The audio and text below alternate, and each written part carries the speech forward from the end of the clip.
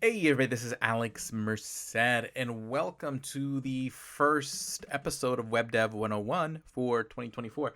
And today what I want to do is just kind of go back and talk about bundlers, just because like the world of bundlers has changed so much, and I think there's oftentimes a lot of confusion as to what bundlers are. So bundlers are specifically a tool that is used for working with front-end JavaScript. So to understand the problem, let's talk about how front-end JavaScript works. So typically in the front end, what happens is that the browser is going to load an HTML file. Okay, so an HTML file gets loaded by the browser, and in that file, there are going to be different HTML tags that would lead the browser to request other things. So you might have a link tag linking to a CSS file, and then your browser will go request that CSS file and then use that when rendering the page. You might have script tags that request a separate JavaScript file, okay, and then it runs that JavaScript.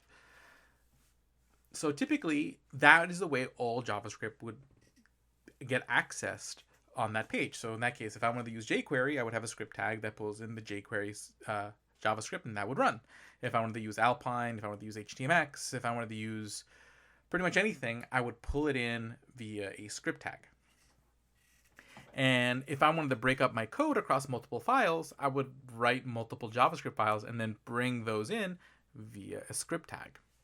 So where this gets a little complicated is that if you're writing a lot of code, you don't want to run it at one file. If you've ever seen like a really, really big JavaScript file, especially for the front end, back in the old jQuery days where everything was just kind of oftentimes in one file, it's quite chaotic. So the idea was, okay, let's break it up to multiple files, but the problem is then keeping track of all these script tags and making sure that the script tags are in the right order, so that way different functions are declared before other code is run, gets really, really difficult to manage, okay? And sometimes you end up with like circular dependencies where just things exist within an order that isn't feasible to actually ever put them in the right order, because there's just too many moving pieces. So the idea was to write your code in so basically the initial bundlers, what they would do is that you would write your JavaScript code, you would write it across multiple files, and these were different things called like Browserify. There's a couple of other ones. I can't remember what the original bundlers names were. That's a little bit before my time. But what they would do is they would read all these JavaScript files based on the way you sort of imported and exported different functions and things like that. It could determine what order these files should be in, and then essentially turns them into one giant JavaScript file that it then injects into your HTML, so that way you could just, all you would do is do a script tag to that one HTML file, but you're able to write the code across multiple files. Okay, so bundlers allow you to write your JavaScript in multiple files, but then only import one via a script tag. So if you ever use like React and did npm run build, the build command, and took a look at the output, that's exactly what it does. It took all your React code and turned it into pretty much a big giant JavaScript file that then gets linked via a script tag in the actual HTML file that gets shipped to the browser. So the big deal comes when Webpack comes in, because Webpack becomes a lot more flexible in the way it works. It allows you to kind of put in plugins, so that way you can and it was just a lot easier to work with than what came before. Before you had a mix of different things. You had like your bundlers that did the bundling. You had your task managers where you could kind of schedule different tasks. So you could say, okay, hey, bundle it, minify it. Okay, maybe you want to do a linting. You would do all these different steps, and you would organize that with a task manager. And then bundling was just one of those steps.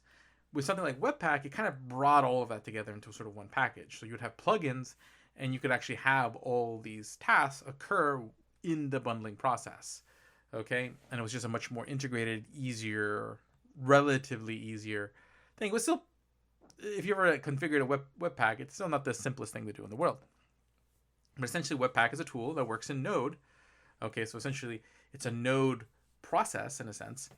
And what it would do is it would, again, just bundle all your JavaScript into one big JavaScript file. So it would take all that React code you wrote. So for React purposes, it would take all that JSX you wrote. It would then use Babel to convert all that JSX and all that newer style JavaScript, convert that to whatever the target level of JavaScript is. It would then maybe do minification, bundling, all that stuff to create your final production output. Okay, and Webpack was great. The problem is that like you might import a library like what's it called? Not underscore. I mean, there's underscore is essentially the same thing, but it goes by another name.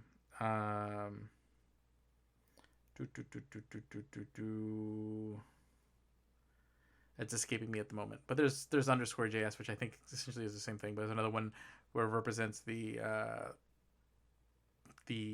lower line. But this is a library of a bunch of utility functions in JavaScript that is currently escaping me at the moment. But the problem is there's like hundreds of functions in this library, okay? And Lodash, that's the name of the library, Lodash. So if you want to use Lodash, there's like hundreds of functions in the library, and you might only use one.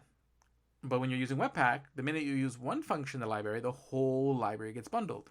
So your bundle, meaning all that code that's in that JavaScript file, gets really big, because anytime you use a little piece of a library, you bring in the whole library.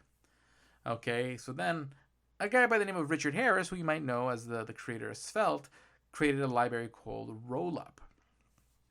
And Rollup was another bundler that was meant to target sort of this particular problem.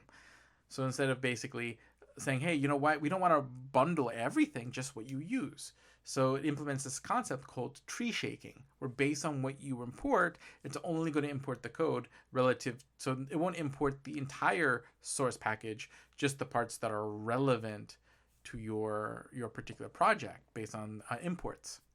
Okay, so if you import a function, it's going to be included in the bundle. But the other functions that I didn't import, and this assumes that the code is broken up into separate files that export each individual function. So not everything was tree shakeable, but things that were set up the right way were tree shakeable, and you were able to create slimmer faster bundles. And eventually Webpack adopts this.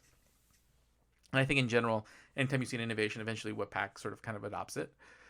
So you have Rollup as sort of like the next innovation. But again, if you ever use Rollup, it's not any easier to configure than Webpack. So that's where Parcel comes in, and Parcel's still around and still doing its thing. And what Parcel does is like the idea is like generally 99% of the time, you generally are going to set up the same, well, maybe not 99% of the time, but a good chunk of the time, you're going to set up the same default configurations. So why don't we just assume those defaults right out of the gate instead of having you configure all the same stuff over and over again every time you configure a Webpack project from scratch or a Rollup project from scratch. So Parcel was basically a bundler where you could just literally npm install Parcel and be off to the races. It would just bundle your project with a very minimal, if any, configuration. Okay, and that was pretty cool. I really enjoyed playing with Parcel because, again, it would just work. But another thing was kind of happening at the same time, the advent of ES modules. So ES modules being sort of like the official standard of the way you handle JavaScript libraries that was added as part of the ECMAScript standard was finally starting to become part, what's the word I'm looking for? Supported by Node and other libraries or other runtimes like Deno and Bun, and becoming more usable in the browser. So especially now, that was a key point because again, modules was part of the standard, but not all browsers supported modules. So that's like the whole, if you ever use React, that's like that whole import export syntax. So you couldn't necessarily just write a JavaScript file with this import export syntax and for it to just work in every browser. Now you can. Like, it's pretty much every browser supports the syntax. All you have to do is create a script tag that has a type of module, and that JavaScript would be treated in that way. So with the advent of that, with this new level of support for ES modules, well, then it doesn't become as necessary to have to include every JavaScript file as one big giant script tag. What you could do is now compile the code. So you would write all your JavaScript code and then compile the output into separate JavaScript files that each have their own script tag in the right order. Or actually, it would still only be one script tag. It's just that now they're ES modules that import and export each other. Okay, so again, you're not dealing with like hundreds of script tags. Instead, you have a script tag for the initial sort of entry point JavaScript file, and then every other file is handled through imports and exports in those JavaScript files because now browsers support those import and export statements. And this is where you start seeing two bundlers called Snowpack and Vite. Snowpack, I forget who is the creator of Snowpack. And then Vite was created by the people from Vue. Okay. And really to help originally to help sort of enhance the Vue engine, but built in a way that everyone could use it. So in that case, now everyone uses Vite. Vite's really become the standard recently. But basically, they both had the same concept of saying, hey, how about this? When we bundle it, we turn each file into its own JavaScript file instead of one big giant JavaScript file. So this means when we need to rebuild the project, we can rebuild it faster. Because that was one of the problems people were running into. In their development environments, every time they made a change to their code, all that code had to be rebundled so you could see the change live in the browser. So when you had these developer environments that would re-update the page every time you made a change, after the code got big enough, you might be waiting a minute or two for that change to appear on the screen. So you'd you change some code, and then you'd wait a minute or two for that change to appear. Okay, because the whole thing had to be rebundled. On top of it, when you created the final production build, those final production builds took really long to build because you're building every time. Even if you made one little change, you're rebuilding the whole thing. So with Snowpack and Vite, what you could do is that now when you were in a developer environment, if you change one file, only that one file has to be rebuilt. When you rebuild the production output, only the files that change need to be rebuilt. Okay? So this creates a much faster process. And then since then, other tooling has kind of come in there to even enhance the performance of all this. One of the key pieces is something called ESBuild. Okay, so it's basically a tool that, compiles your JavaScript, but it's written in Rust, making it a lot faster, okay, than a tool that's written in Node. Okay, so you have ESBuild, and I think Vite now uses ESBuild under the hood, but that's, again, another piece that basically has been speeding up. So again, these bundlers are becoming, giving you more flexibility to improve the developer process, and that's kind of where we're at. So that's what bundlers are. Vite is kind of currently the standard. And it's, there's other tools that are kind of interesting, like monorepo tools, like Turbo. There's was a Turbo Pack, and then there's something else, but that's a whole different conversation. But yeah, so the point is that of this is just so that when you're working with things like React and all these front end frameworks that have these like build steps, to understand sort of what's going on with those build steps. Nowadays, those build steps are a lot more complicated than just bundling, because now you have full stack frameworks like Next and Nux and whatnot, where you're not just building the JavaScript for your front end, you're also building a server, and all that code is tightly mingled, and those build steps are actually outputting server side code and client side code to create sort of a final product that has sort of intelligent architecture without necessarily you having to manually create all that architecture, which is pretty cool, allowing all sorts of new patterns to surmise. But hopefully that was enjoyable. I'll see you all later. Have a great day. There'll be many more episodes to come. See you then.